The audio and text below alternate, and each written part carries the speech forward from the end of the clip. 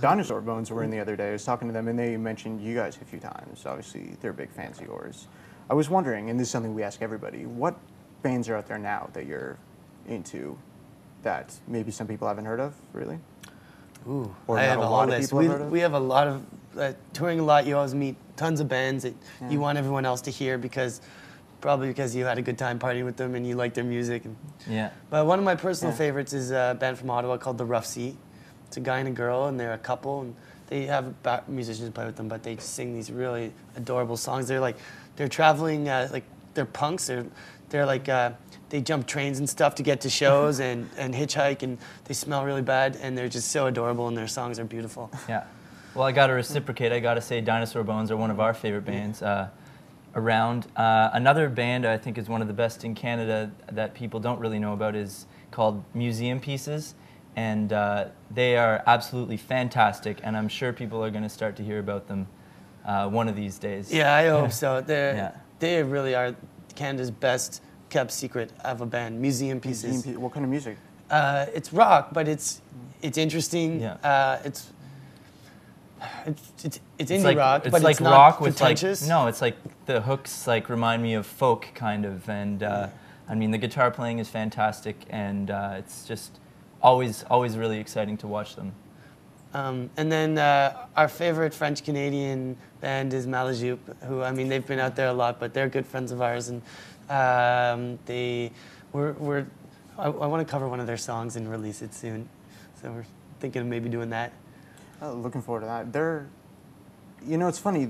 I'm just starting to hear a lot about bands like Malajupe in recent years. That it seems like the whole Montreal indie scene. There are a few bands sort of near the top that for some reason get press outside, but then when I talk to people who live in Montreal, they know so many bands that would probably be huge wherever they were from. Everyone in Montreal is in a band. Is that right? Oh yeah, you walk down the street and it's not like, do you play music? It's like, where are you playing this week? Like, everyone just does that. I've been to that one street where Godspeed You Black Emperor and I think Arcade Fire, they were here on the same street. Okay. Oh, you don't know where I'm talking about? Yeah, no, I think you're probably talking about where Godspeed, they started a couple clubs, one called Casa del Popolo and one called Sala Rosa. Yeah, I think and they're really, really awesome places. They both serve great food and good sound systems, and they treat the bands well because it was started by bands, so they... It's just cool. It seems like a really supportive atmosphere, indie artists supporting each other, really.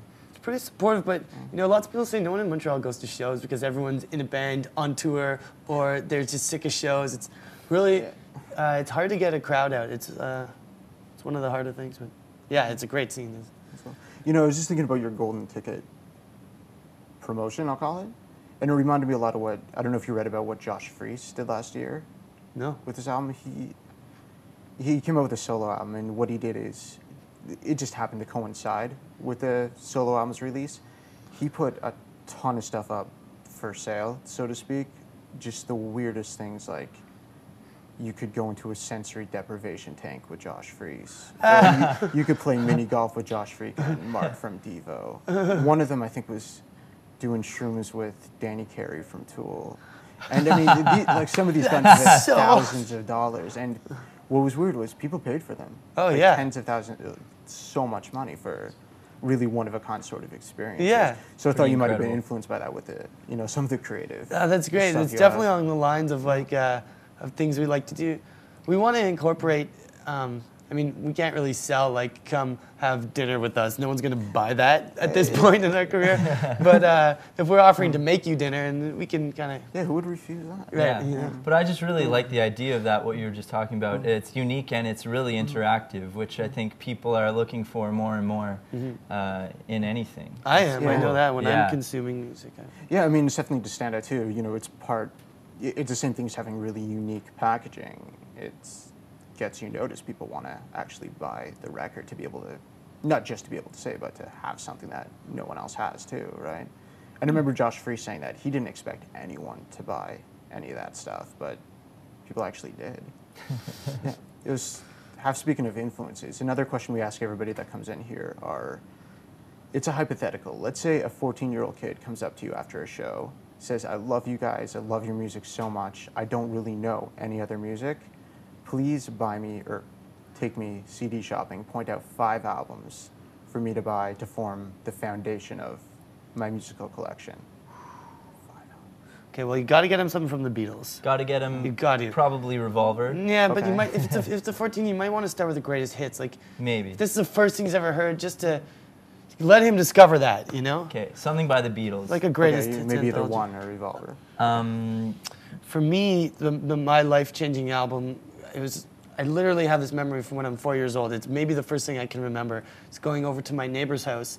I was being babysat, and he plunked me on the couch, and this might give a hint as to how old I am, but Born in the USA had just come out, and he handed me the vinyl, and I looked at it, and I held it, and I was like, whoa! And he put it on, and that was life-changing. I think I'd have to put that on the list. You'd have to put maybe something by the Ramones or one of the great punk albums, the Sex Pistols or the Clash. Either one of their first records is probably really important. Yeah, I know 14-year-olds, it's hard to get them into like a Richard Hell or something. You know, if this is your first thing, your first introduction to good music. Yeah, but I mean, think of them, they're a blank slate. You could give them anything and they'll absorb No, let's it. mess them up a bit. Let's get them Sure. some Lou Reed. Metal Machine music. Yeah, exactly. Here's 70 minutes of distortion and feedback, and this is called drugs, and you hand them something. You'd have to give them Nevermind. It's twisted. Or, You'd have to tell them to get Nevermind by Nirvana. Did I need to name the band? Yes. What And else? you know what? I'd also give them a blank. No, this is a cheesy answer. Give them a blank CDR and a guitar. Say go to town. All right, well, that's the 6th one, so that'll be kind of the bonus. There you Yeah. go. I guess. Okay, great. Thank you guys so much for coming Oh, thanks a lot. Nice to meet you, man. in. You too.